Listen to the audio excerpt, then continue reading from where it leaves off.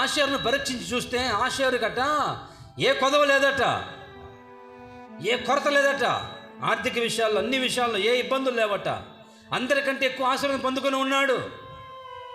మిమ్మల్ని చూస్తే ఈరోజు ప్రతి కుటుంబంలో ఏదో కొదవ, ఏదో ఒక సమస్య, ఏదో ఒక లోటు, అప్పులో సమస్యలో ప్రభు చెప్తున్నాడు, ఆషేరును ఆశీర్వదించినట్లుగా నేను మిమ్మల్ని ఆశీర్వదిస్తాను.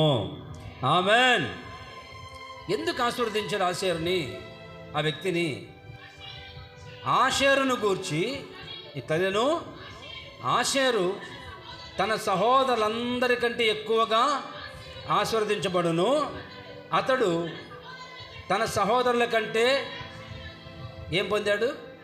తన సహోదరుల కంటే కటాక్షం పొందాడు. ఈరోజు బాగా ఆలకించాను. యేసయ్య మనల్ని ఆశీర్వదించాలనుకుంటే ఏ వ్యక్తిని ఆశీర్వదిస్తాడు, ఎలాంటి వారిని ప్రభు దీవిస్తాడో స్పష్టంగా అక్కడ ఉంది.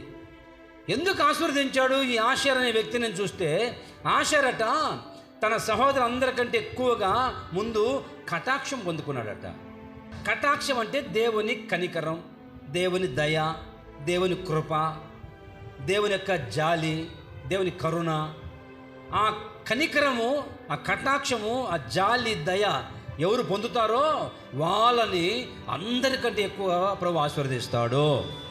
మరి ఈరోజు అందరికంటే ఎక్కువ ఆశీర్వాదం పొందాలని ఆశగా నీకుంటే బాగానే ఉంది, ఆశ మంచిదే. ముందుగా నీవు దేవుని కటాక్షం పొందుకోవాలి, దేవుని కనికరం పొందుకోవాలా. ఆ కనికరం కనుక పొందుకుంటే, కటాక్షం పొందుకుంటే, ఈ రోజు నుంచి నా ప్రభు నిన్ను విస్తారంగా దీవించునుగాక, ఆశీర్వదించునుగాక. మీరు అడగచ్చు, కటాక్షం ఎట్లా పొందుకోవాలి పాస్టర్ గారు? మేము ఆ దేవుని కటాక్షం మా మీదకి రావాలంటే ఏం చేయాలి? ఆ కటాక్షం పొందిన వాళ్ళందరినీ ప్రభు ఆశీర్వదిస్తాడట, అందరికంటే ఎక్కువగా. మరి ఆ కటాక్షం నువ్వు పొందాలనుకుంటే ఏం చేయాలి? ఒక చిన్న మాట చదవండి. లూకా సువార్త 1వ అధ్యాయము 47వ వచనం. ఆయన తన దాసురాలి దీన స్థితిని కటాక్షించను. దేవుని స్తోత్రం కలుగునుగాక.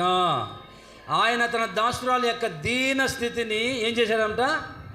కటాక్షించాడట. దీనత్వం అనే మాటకు అర్థము తగ్గింపు.